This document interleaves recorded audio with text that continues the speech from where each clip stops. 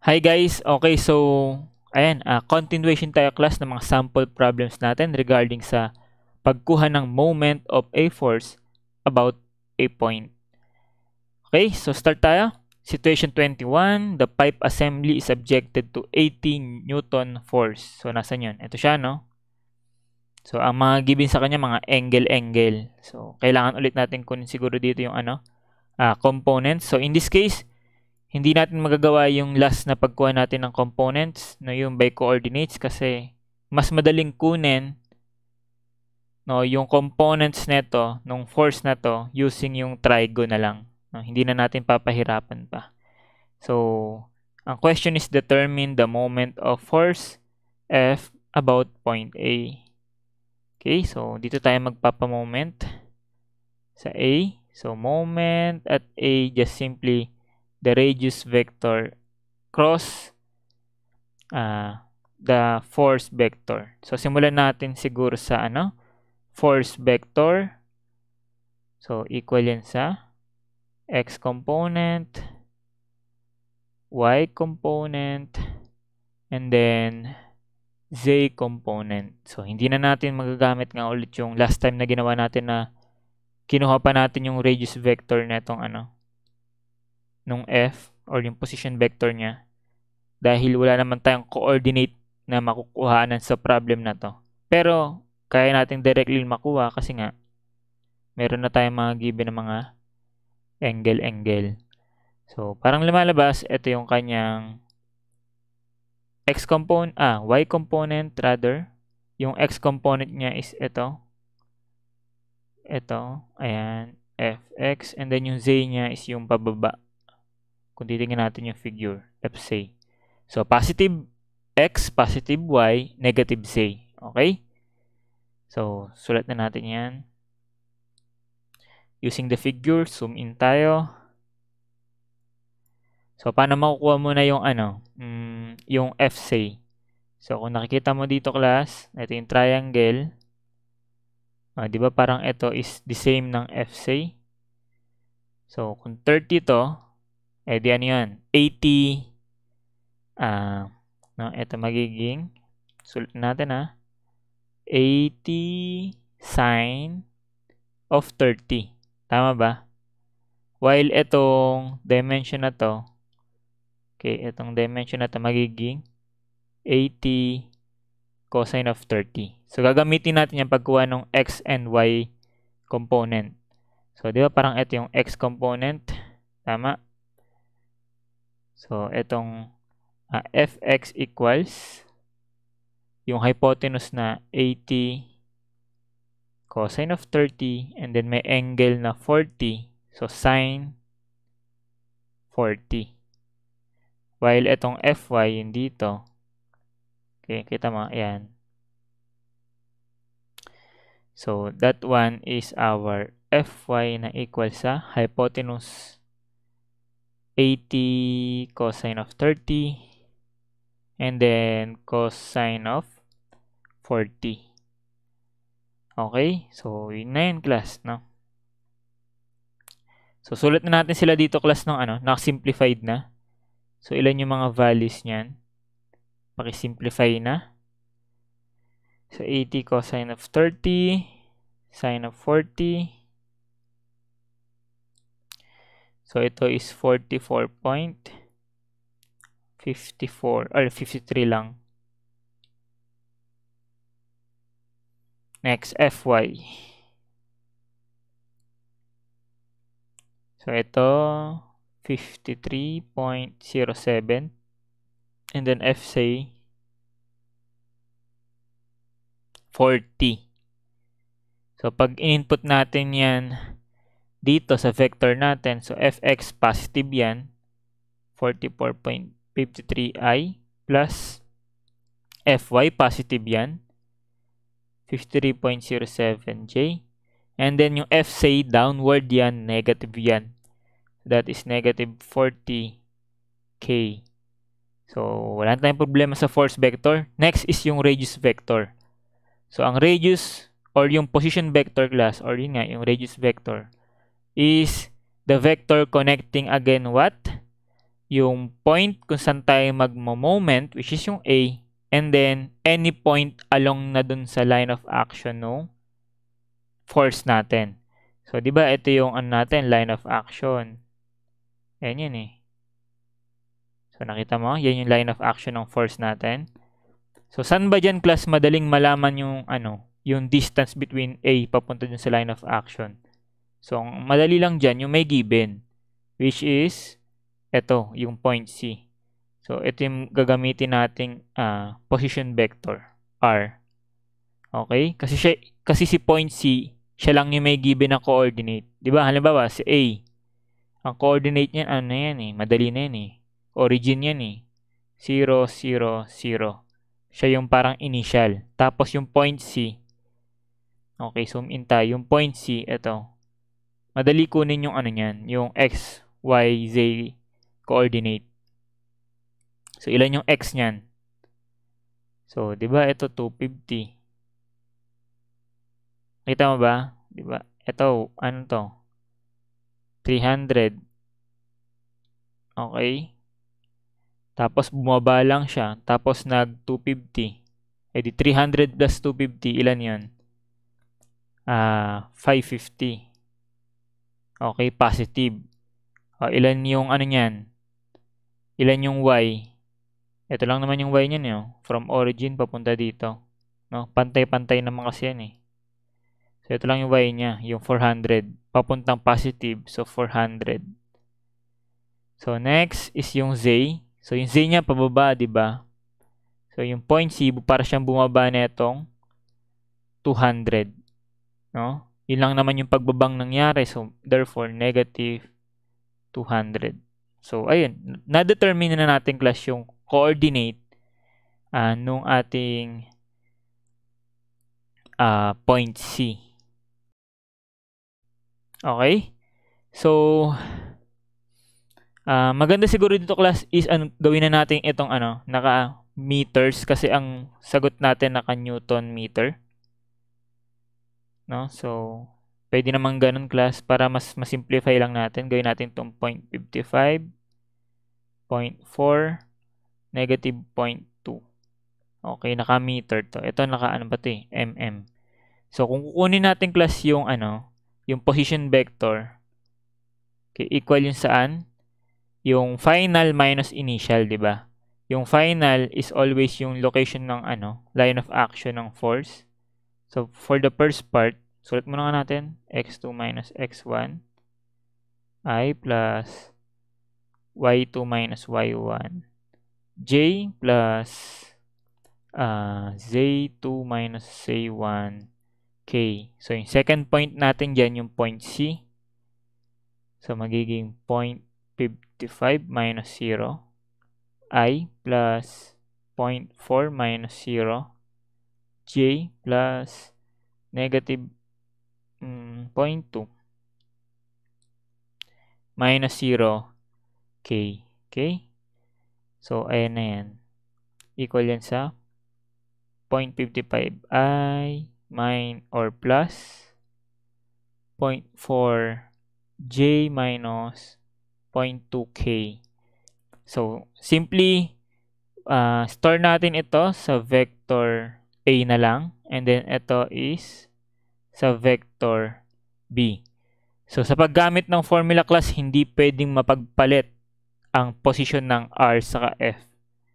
Okay? So, moment A equals position vector cross force vector. So, mauuna lagi yung R. So, this one nakastore ito sa B. And then, cross nakastore sa A. So, whatever yung value niyan represents yung moment vector natin. Okay? Take note lang na kailangan mauna talaga yung R sa F. So, ayan. Punta tayo dito. So, vector A3, ayan, equal yan sa 44.53, 53.07, negative 40. So, next, ups to vector B, and then 1. So, ilan yan? 0.55, 0.4, negative 0.2. So, final na vector B cross vector A. Okay, so ayun yung sagot. So, ito is naka negative 5.39. So, hindi ko na, sige, sulat ko pa class, no? Negative 5.39. Ito, 13.09. Ito, 11.38. At napipintong tamang sagot ay yung letter C. Okay, susulat lang natin. Negative 5.39i plus 13.09j plus 11.38k. So, balikan lang natin. Ito yung lumalabas na mx, my, mc. So, negative moment about x. Paano yun, class? So, define na lang natin dito yung mga positive. So, sa say, ganito yung positive. Diba? Sa y, ito yung positive. Na-discuss ko na to last time, diba? And then yung sa x, yung gamit yung right hand rule. So, sa x, yung positive, yung pa ganito. Okay? So, kung nag-negative, ibig sabihin, opposite direction lang yan. Gets? And, try na rin natin, class. What if gusto natin kunin yung ano? Kasi ito, class, ano to yung mga moment vector yan, di ba? So, paano, class, kung gusto natin kunin yung ano?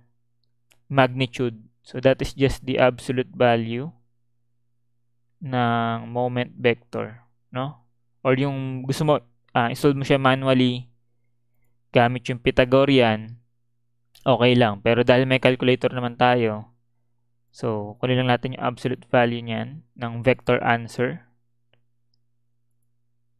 So, whatever the value niyan represents na yung magnitude. Okay?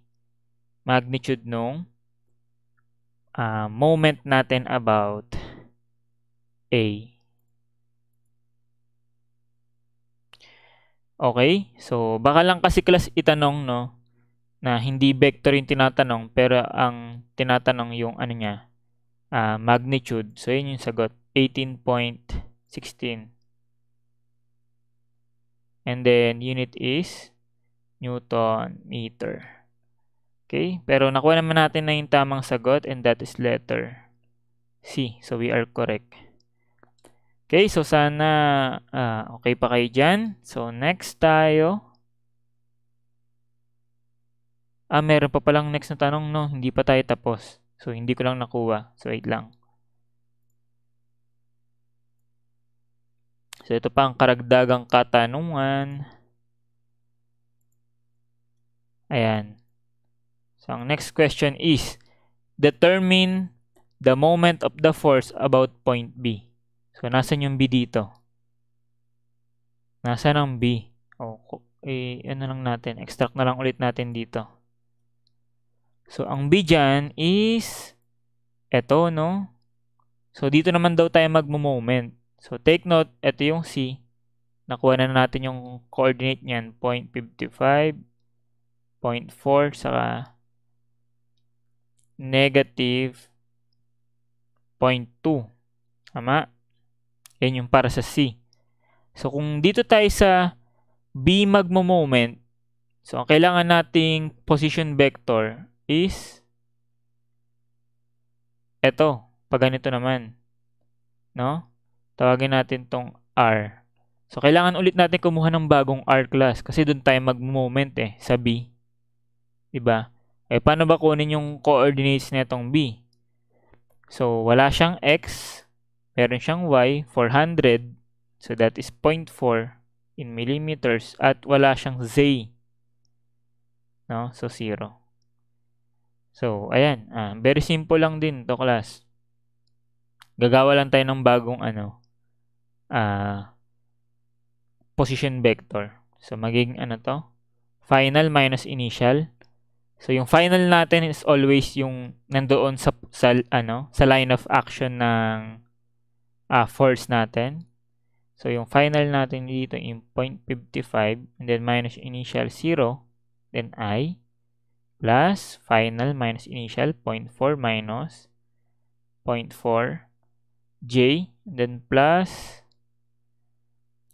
final minus initial 0.2 minus 0 K. So, ito magiging 0.55 I magiging 0J.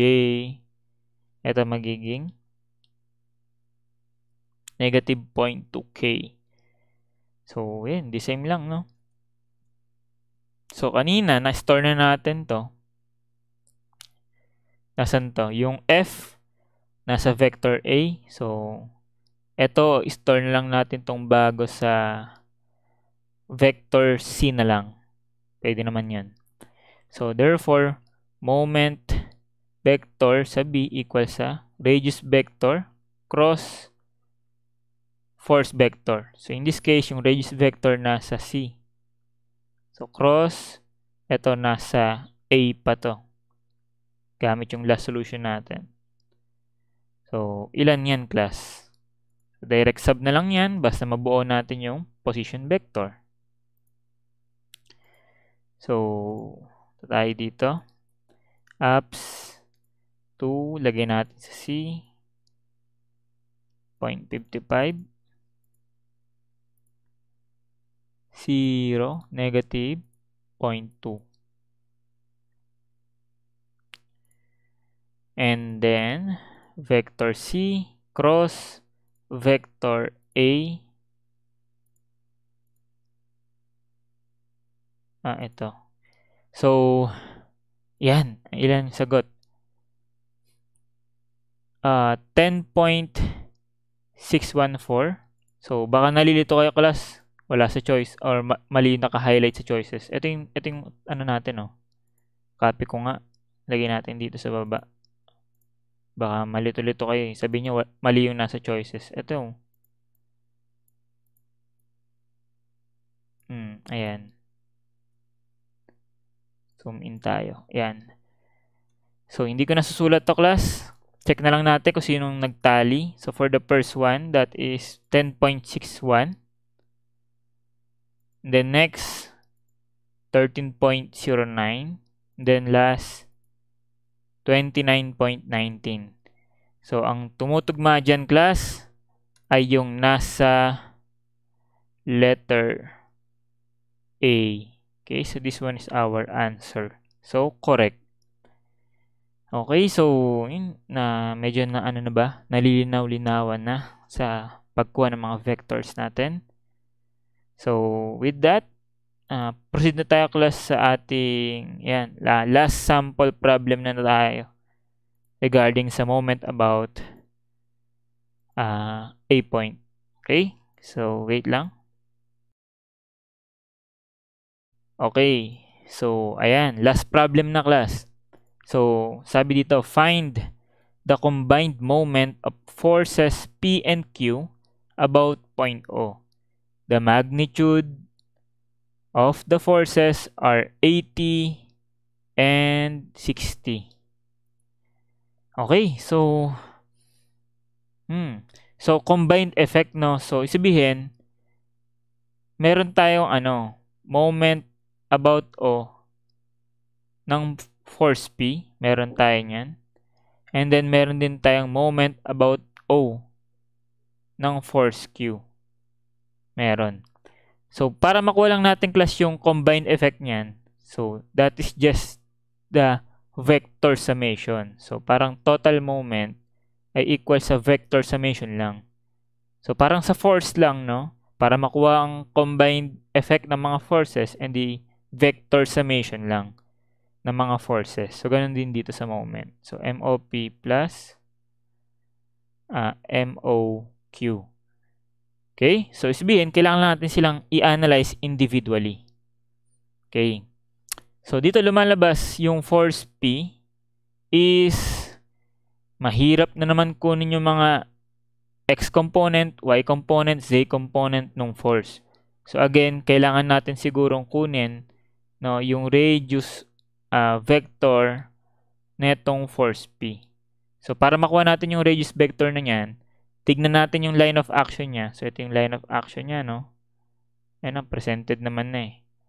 Okay? And then, pick tayo ng 2 points. So, na madaling kunin yung coordinates, which is ito. Madaling kunin. And then, ito, madaling kunin. And then, take note yung direction niya pag ganito.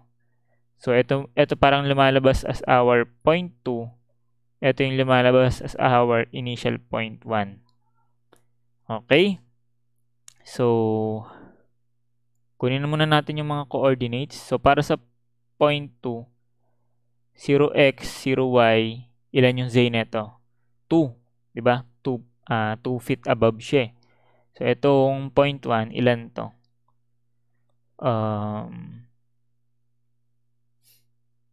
Ilan yan? Ilan yung x niyan? 4.2.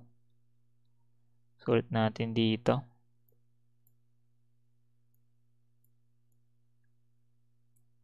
Yung x is 4.2, yung y is 2, and then wala siyang increment sa say, so 0. Okay, so marunong ka naman na yung class kumuha ng ano, di ba, mga coordinates. Imaginein mo lang. So, therefore, yung radius vector RP ay equal sa final minus initial, di ba? So, 0.2 minus 0.1. So, 0 minus 4.2i plus 0 minus 2j plus 2 minus 0k. Ayan, negative 4.2i minus 2j and then plus 2k. Okay, ayan na siya. So, saan natin gagamitin yan? Diba? Para makuha yung unit vector ng force P equal yun sa dyan, no? Sa radius vector niya over dun sa magnitude niyan. And then, para makuha natin yung finally yung force vector ng P, so gawin natin P kasi force P siya. So, that is equal sa magnitude niya times yung unit vector niya. So, nagawa na natin yan last time pa. Okay, so let's say, ano na lang natin to class, store na lang natin to sa vector A na lang muna. Try natin. Tapos solve natin to. So, parang lumalabas yung vector ng force P equal yun sa ilan yung magnitude niya? Binigyan ba tayo? Binigyan ng 80. So, 80 times the unit vector, ito, na equal sa vector RP, which is nakastore sa A, over yung magnitude niya, which is yung absolute value ng vector A. Ayan, class. Hirap pala. Lalo na kapag dumadami yung forces. Pero okay lang yan. So, isa-isahin lang natin. And then, kailangan kalmado lang pag nagsosolve. So, punta tayo sa calculator. So, punta tayo sa vector. Store natin sa A, no? So, sabi that is what? Negative 4.2. Negative 2. Saka 2. Okay, vector A. And then, para makuha yung force vector P, that is magnitude 80 times vector A divided by absolute value ng vector A. So, ayun na. Nakuha tayo ng vector. And then, whatever yung value niyan, i-store na lang natin yan sa B. Okay lang ba? Para ma-simplify natin yung solution. Store sa B. So, ayan na. Whatever yung value nito, nasa vector B. So, para makuha natin class, itong una, yung moment of force P about O. So, lagyan natin dito yan. MOP equal yun saan? Sa radius vector times P. Di ba? Or radius vector cross P. So, kailangan natin kunin class yung yung radius or yung position vector ng force P papuntang O. So, ano yung maiisip mo dyan, class? Ito yun, no? Pwedeng ito, class. Pwedeng ito. No? From line of action ng P, papuntang O. Wherein yung or nasa, ano naman yun 0, 0, 0. Okay, pwedeng yan, class. Pero pwede rin ito. So, delete ko to. Pwede rin itong vertical. Okay, pwede rin ito yung gamitin natin. Kasi, yung point 2 naman na to is nandoon pa rin naman siya sa sa line of action ng force P. Diba? Dumaan pa rin siya dun sa P. Dadaanan pa rin siya ng P. So, pwedeng natin siyang gamitin as point para feeling ko mas madali kasi mag-minus-minus. Okay? Kasi dito, irerekta ko na yan. So, ilan yung niyan? Yung position vector niyan. So, final minus initial. So, yung initial mo, itong point of kung saan ka mag-moment, and then yung final mo, yung location nga, kung saan tumama yung line of action. So, ito yung parang magiging nating final. Ito yung initial. So, final minus initial, 0 minus 0, ay di 0. Rekta ko na class 0 minus 0, 0. So, 0i plus, ito, 0 minus 0, ay di 0j, and then plus, 2 minus 0, 2. So, 2k. Okay? So, it's up to you. Pwede mong gamitin rin itong isa as your R. So, gagamitin mong dyan is ito. Ito as your final, and then yung 0, 0, 0 as your initial. So, okay lang naman yan. Pero ako, gusto ko simplified. So, ayan. So, ayan. Ibig sabihin, itong R na to, we can store this one sa ating vector C. Hindi pa siya nagagamit. So, let's try that one. So, apps. Okay, easy muna ako. Apps, data. Check natin kung na-store ba natin sa Bito. Na-store natin, no? So, and apps to vector C and then 1. So, 0, 0, 2. Okay? So, ayan. So, ihang na lang muna natin to, no? So, parang lumalabas dito, ito equal sa vector C cross vector B. So, ayun, siguro, isulat na natin or hayaan na lang muna natin ganyan. Sige, sulat na natin kasi baka kulangin tayo later on Ayan, vector C cross vector B. So, ito na yung lumalabas as our, moment vector ng force P. So, sulat natin, 63.20. 63.20i plus negative 132.71. So, palitan natin. Negative 132.71j, then plus 0k. Tama ba? So, 0k. Ay, hindi pala natin kailangan class ng Sige, okay lang muna yan. So, next. Okay, so punta naman tayo class dun sa para sa force Q naman. Okay, so sana chill pa tayo dyan, guys. Wait lang. Ayan. So, punta naman tayo dun sa sa force Q. So, yung force Q, ito naman yung kanyang line of action. So, kailangan nating kunin yung yung force vector ng Q. At para makuha yun, kailangan nating kunin itong RQ. Okay, RQ. So, para makuha yun, kailangan natin kunin yung coordinate nito. So, ilan kaya yung coordinate nito, class? Yung x niyan, 2. Yung y is what? 3. And then yung z niyan, 0. Okay, na itong point na to. So, dapat marunong ka na yan. So, para makuha natin yung niya, yung radius vector niya. So, take note, pag ganito yung direction niya, class, pataas.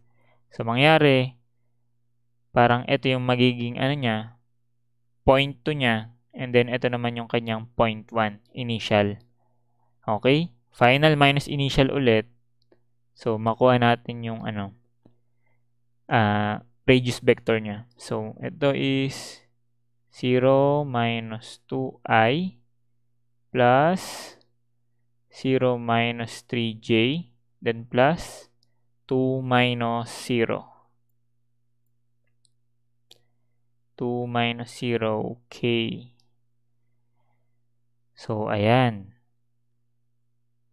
Negative 2i minus 3j plus 2k. So, ito, store natin to sa let's say, vector A na lang ulit, class. Kasi tapos na tayo dito eh. So, hindi na natin kailangan at nasulat na rin naman natin siya. Okay, so next, kunin natin yung So, gagamitin lang natin tong same approach natin dito eh. So, kunin natin yung unit vector ng Q. Equal yun sa RQ over yung magnitude ng RQ. Na pag nirepresent natin, para siyang vector A over absolute value ng vector A. Okay? And then, para makuha natin yung yung vector Q, okay, yung force vector Q, equal yun saan? Magnitude ng Q times yung unit vector ng Q. So, parang lumalabas, ang magnitude niya is 60. So, ito magiging 60 and then times itong vector A over absolute value ng vector A. So, with that, makakuha tayo ng Q. Nakikita pa ba yung sinusulat ko? So, hindi na. So, makakuha tayo dyan ng vector Q. And then, whatever yan, i-store natin yan sa vector B. So, the same na ginawa natin dito kanina. So, gawin natin.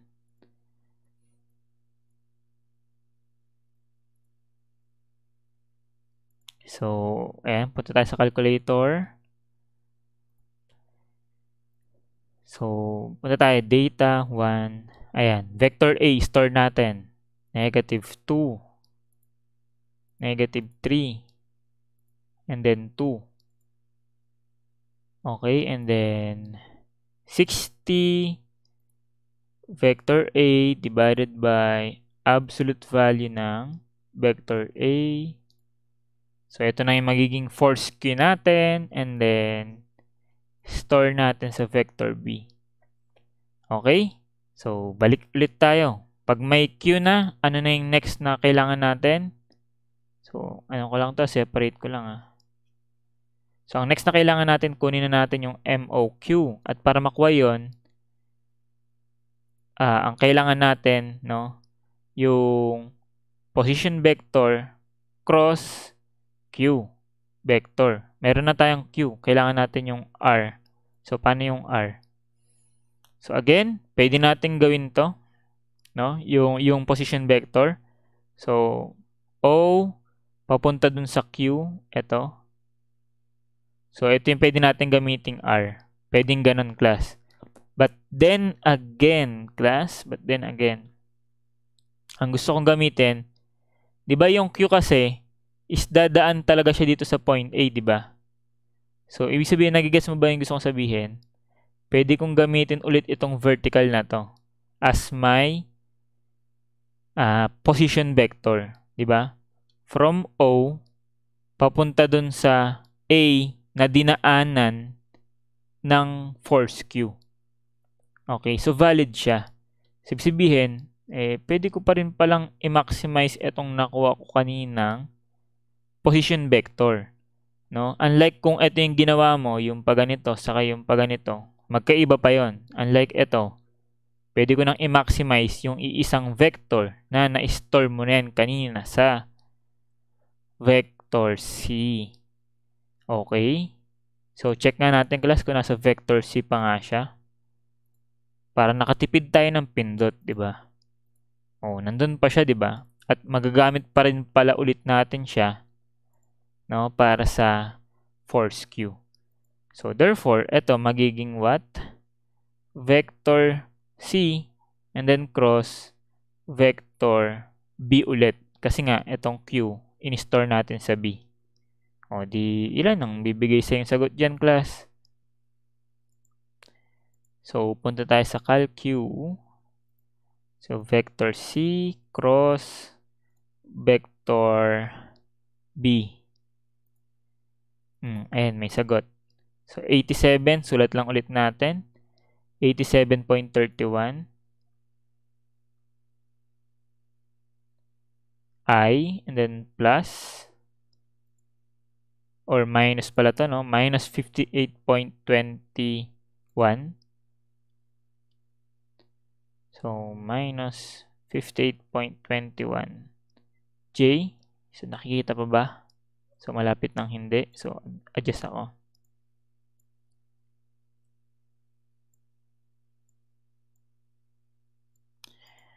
And then, 0. So, plus 0K. So, ayan. Ayan, okay? So, meron na tayo class moment vector para sa force P, moment vector para sa force Q. So, kailangan lang natin is i-vector summation, no? Vector summation. So, pag sinabi mong vector summation, ang pagpag-plus-plusin mo, yung mga x, yung mga y, and then yung mga z. So, lumalabas ito is 63.20 plus yung 87.31 I. And then, yung next is yung negative, lagay tayo dito, plus negative 132.71. And then, plus yung negative 58.21 J. And then, plus yung mga Z, 0 plus 0 K. Ilan ang resulting value niyan? Moment vector, no, or resultant moment vector ay equal saan? So, manually, i-ano na lang natin yan, class. Okay, so for the first one, this one is 150.51 I. And then ito, negative lalabas dito. So, next is negative 190.92 J. And then plus 0K. Okay? So, kung ang tinatanong is yung moment vector, ito na yung sagot. Pero ang tinatanong class is magnitude na, no? Yung magnitude yung tinatanong. So, paano kukunin yung magnitude niyan? Di yung magnitude using mano-mano ay equal sa Pythagorean ng mga components. So, 150.51 squared plus negative 190.92 squared and then plus 0 squared. Ayan, finally class. Finally ba? Tama ba ang sagot? O finally, naubusan lang tayo ng oras? Ilan ang sagot dyan, class? So that is 243.11. And then, ang magiging unit natin is yung mga forces natin naka-pounds, yung mga distances natin naka-fit. So, pound foot. At nakita-kita ko na ang sagot natin ay tama. So, correct. Okay? So, anong problema? Ang haba lang ng solution. At wala tayong magagawa dyan, class, kasi kailangan pagdaanan yan kasi yan yung konsepto behind that topic. Okay? So, ang hope ko na lang, class, is sana nasundan nyo yung pag-generate natin ng mga vector and then yung mga formula na pinresent natin. So, ayun guys. So, practice lang. At the same time, pwede rin naman, class, na i-less prioritize mo to kung sakaling talaga nahihirapan ka kasi hindi naman siya masyadong labasin sa board exam. Pero kasi paano kung talagang matripan ng examiner, di ba? So, di ba? Wala namang mawawala, class, kung aaralin mo. So, ayun guys. So, thank you guys for watching. So, see you sa next na type ng moment. Di pa pala tapos, no? So, continuation ta, class. Moment naman ng force about a specific or specified axis. No, sa axis na siya iikot. Okay? So, ayun guys. So, thank you again. So, see you next time and God bless.